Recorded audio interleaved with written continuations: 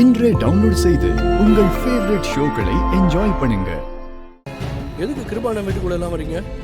ஆமா, நீங்க எந்த ஸ்டேஷன், என்ன விஷயமா வந்திருக்கீங்க? யார் வீடுன்னு தெரியும்ல உங்களுக்கு? நான் தான் கூட்டிட்டு வந்தேன். ஏய், நீ எது கூட்டிட்டு வந்த? இல்ல புரியல எனக்கு.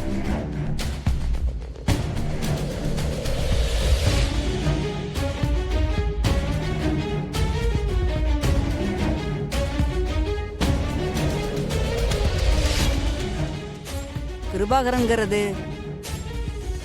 எங்க அவர்தான் கிருபான. சொல்லுங்க, என்ன விஷயம்? என்ன மேடம், என்ன விஷயமா வந்திருக்கீங்கன்னு சொல்லுங்க. ஆனா அது வந்து நீங்க காலையில எங்க வீட்டுக்கு வந்து என்ன பத்தியே விசாரிச்சுட்டு இருக்கீங்க? என்ன பத்தி உங்களுக்கு தெரியாதா? உங்க ஸ்டேஷன்லேயே போய் கேளுங்க, என்னை பத்தி நிறைய சொல்லுவாங்க. ஆமா சார், நிறைய சொன்னாங்க. அதனால தான் வந்தேன். நான் போலீஸ் ஸ்டேஷனுக்கு புதுசா வந்த இன்ஸ்பெக்டர் சார். எனக்கு குவார்டர்ஸ்ல வீடு இன்னும் அலோகேட் பண்ணல. உங்களை நேர்ல பார்த்து கேட்டா தெரிஞ்ச வீடு இருந்தா சொல்லுவீங்கன்னு கேட்டு ராஜமாணிக்கு என்ன சொன்னாரு.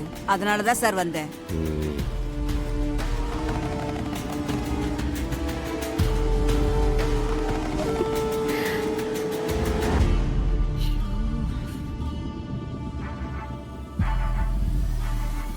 சார், ஏதாவது வீடு இருந்தா அரேஞ்ச் பண்ணி கொடுக்க முடியுமா? ஏய், நீ தானே கூட்டு வந்த? ஆமா, கிருபா வீடு எதுன்னு கேட்டாங்க. இதுதான் அவர் வீடுன்னு சொல்லி கூட்டிட்டு வந்தேன். ஏன் இவங்களை நம்ம வீட்டுக்கு கூட்டிட்டு வரக்கூடாதா? ஆமா சார், இந்த பொண்ணு தான் வாசல்ல நின்னுட்டு இருந்துச்சு. உங்களை பத்தி கேட்டேன், உள்ள கூட்டிட்டு வந்துச்சு சார். வீடு ஏதாவது பார்த்து அரேஞ்ச் பண்ணி தாங்க சார். கருணா, அவங்களுக்கு என்ன வேணும் பார்த்து முடிச்சு கொடு. நீங்க கிளம்பு. ரொம்ப தேங்க்ஸ் சார். தேங்க்யூம்மா.